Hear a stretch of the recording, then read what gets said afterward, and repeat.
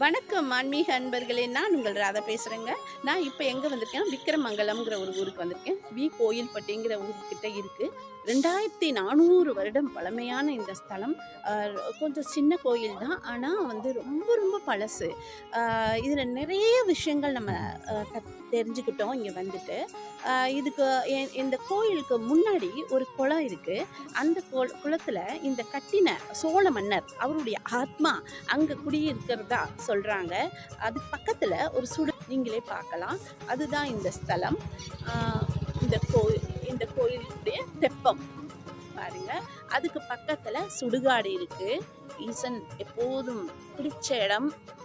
சுடுகாட்டு சடையன்னு நம்ம அழைக்கிறோம் பாருங்க. இந்த கோயில்ல இருக்கிற தெப்பக்குளத்தில் இருக்கிற அந்த ராஜாவின் ஆன்மாவை, சோழ மன்னரை நாம் வணங்கி விட்டு சென்றால் மிக மிக நல்லதுன்னு சொல்கிறாங்க. அவர் நமக்கு சிபாரிசு பண்ணுவார்னு வச்சுக்கோங்களேன். நம்ம வேணுனது எல்லாமே நடக்குது. இப்போ பார்த்துப்பீங்கன்னு நினைக்கிறேன். இப்போ அந்த சித்தரை நீங்கள் நேர்லேயே பார்க்கலாம். பாருங்கள், அவர் சொல்லிட்டு பேசிக்கிட்டு இருக்காரு. பாருங்க, அந்த சித்தர் உட்காந்துருக்காரு. நீங்கள் எப்போ இந்த ஸ்தலத்துக்கு வந்தாலும் அவருக்கு நீங்கள் பார்க்கணும் அப்படிங்கிற அந்த இது இருந்துச்சுன்னா கண்டிப்பாக உங்களை அவர் பார்ப்பாருங்க. இந்த சுவாமியுடைய பெயர் மதுரோதிய ஈஸ்வரமுடையார். தாயாரின் பெயர் சிவனேஷவள்ளி அப்படிங்கிறதான் உங்கள் பேர். அவங்க தான் இங்கே அருள் பாலிக்கிறாங்க. இந்த கோயில் ரொம்ப சிதிலம் அடைஞ்சிருக்கு. இப்போ தான் வேலைகள் நடந்துட்டுருக்கு.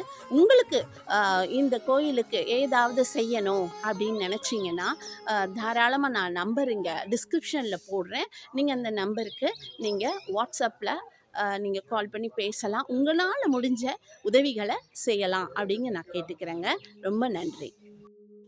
இக்கோவில் மீனாட்சி ஆலயம் வரும் முன்பே இந்த ஆலயம் உருவாக்கப்பட்டது.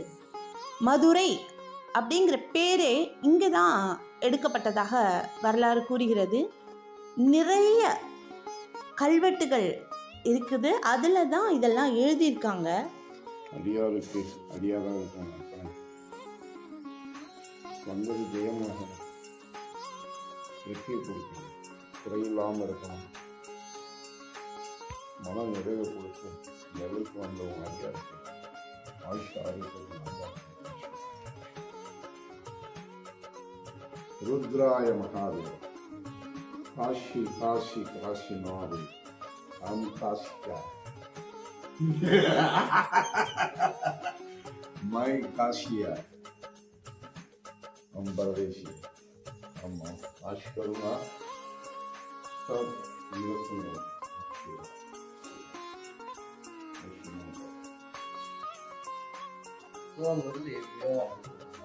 காசு இல்லாத காலத்தில் பண்டமாற்று முறை காலத்தில் இது வந்து பெரிய வணிக ஸ்தலமாக இருக்குது. இது வந்து முத்து பவளம் இதுதான் இங்கே அதிகமாக விற்பனை ஆகிருக்கு.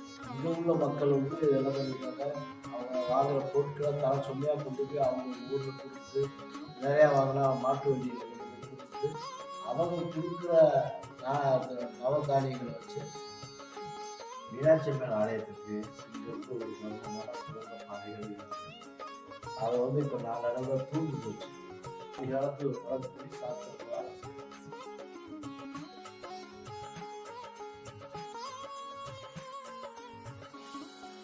சிற்பக்கலையில் சிறந்து விளங்கிய சோழ அரசர்கள் இந்த கோயிலில் உள்ள சிற்பங்களின் மூலம் நமக்கு தெரிகிறது. வரும் சந்ததிக்கு தெரிய வேண்டும் என்றே அவ்வளவு அழகாக, அவ்வளவு நுணுக்கமாக சிற்பிகள் செதுக்கி இருக்கிறார்கள். அதையும் நாம் பார்ப்போம். கொக்கு சிவனை வழிபடுவது, கல்வெட்டுகள் அநேகம் அநேகம்.